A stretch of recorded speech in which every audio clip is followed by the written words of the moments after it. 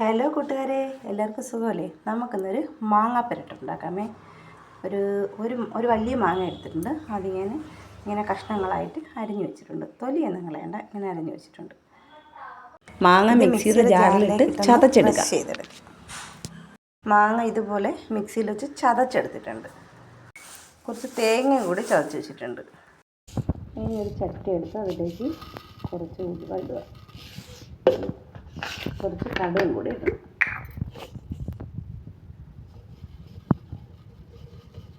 കടുകും കൂടി ഇട്ട് നന്നായിട്ടൊന്ന് ചൂടാക്കണം.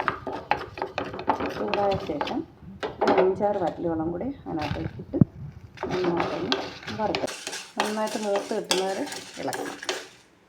വറുത്ത് വെച്ച മുളകും കടുവും ഉലുവയും കൂടെ പൊടിച്ചെടുത്ത് കുറച്ച് ഉള്ളിയും കൂടെ അരിഞ്ഞ് വയ്ക്കാം.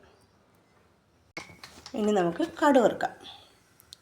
ചട്ടിയിലേക്ക് എണ്ണ ഒഴിച്ച് അതിനകത്ത് കടുക് ഇട്ട് കുറച്ച് കറിവേപ്പില ഇട്ട് ഒന്ന് ഇളക്കി കൊടുക്കാം.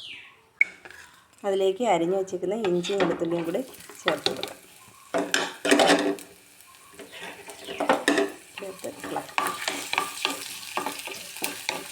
ഇഞ്ചിയും വെളുത്തുള്ളിയും മൂത്ത് വന്നിട്ടുണ്ട്. അതിലേക്ക് നമുക്ക് ഉള്ളി എടുത്തിട്ട് കൊടുക്കാം.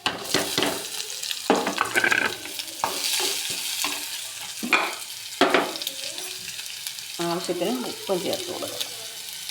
ചതച്ച് വെച്ചിരിക്കുന്ന മാങ്ങ ഇട്ട് നന്നായിട്ട് ഇളക്കി കൊടുക്കുക. പൊടിയും കൂടി ഇതിലേക്ക് ചേർത്ത് കൊടുക്കുക. മാങ്ങയുടെ വെള്ളത്തിൻ്റെ അംശമൊക്കെ വറ്റി വരുന്ന സമയത്ത് നമുക്ക് ഈ തേങ്ങ കൂടി ഇട്ട് കൊടുത്ത് നന്നായിട്ട് ഇളക്കി കൊടുക്കുക. ഇതിലേക്ക് കുറച്ച് കായപ്പൊടി ചേർക്കാൻ മറക്കരുത്. കായപ്പൊടി കൂടി ഇട്ട് കൊടുക്കണം. കണ്ടോ, മാങ്ങ പെരട്ട് റെഡിയായിട്ടുണ്ട്. പിന്നെ മാങ്ങയല്ലേ പുളി കൂടുതലുണ്ടായിരുന്നു, ഞാനതുകൊണ്ട് 1 സ്പൂൺ പഞ്ചസാര കൂടി ഇട്ടിട്ടുണ്ട്. നല്ല രുചികരമായ പെരട്ട് റെഡി.